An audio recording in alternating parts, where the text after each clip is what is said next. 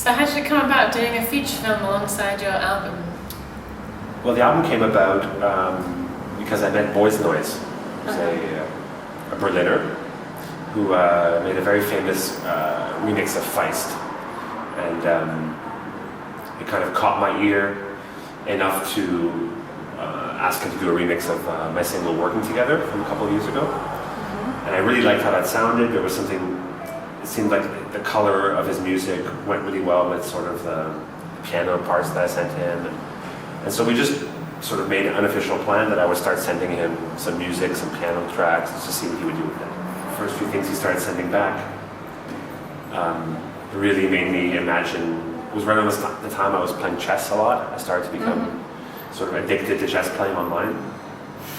And all of that kind of happened at the same time, and I heard this very sort of cinematic, very very powerful, but sort of very kind of distant feeling in the music that really reminded me of how I felt when I played chess. So it just kind of all came together, and then this movie about chess idea kind of coincided with, as we made the album and as we had the songs, we would sort of write more scenes for the movie, and so the movie really became based on the music. Where's the film set? It's set in Canada, and it's basically set around the time when I would have been just making my decision about, am I going to be a naive artistic purist, or am I going to become an entertainer, a pragmatic capitalist musician? So was there a time when you thought you may become a classical purist?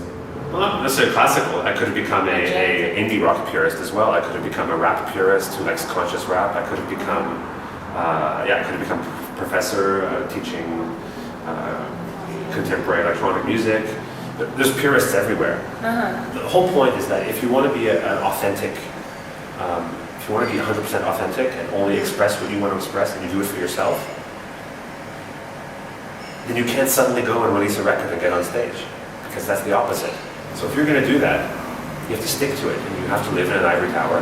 You have to be a professor. Is that the reason that the new album is called Ivory Tower? I mean, sure, the ivory tower is a very seductive place. You know, I've been there. After Soft Power, a little bit making this album, I felt like I put myself out more than I used to with Soft Power, and the reaction wasn't what I hoped. I thought, okay, I had to analyze the mistakes I made for the Soft Power project, because I feel like it didn't connect in the way I wanted it to, and that's my failure. It's my responsibility. So I kind of retreated into this ivory tower a little bit and made this album with Alex, probably also because it was nice to have someone else make difficult decisions about what a song is, and it was nice to share that burden with someone, with Boys Noise. So you said before that you feel much more at home performing than making albums. Sure. Is that still the case? That's why it was nice to not have a stressful album making process with Alex. We both feel like it was really easy to make this album, and I think that's how I'm going to do it more.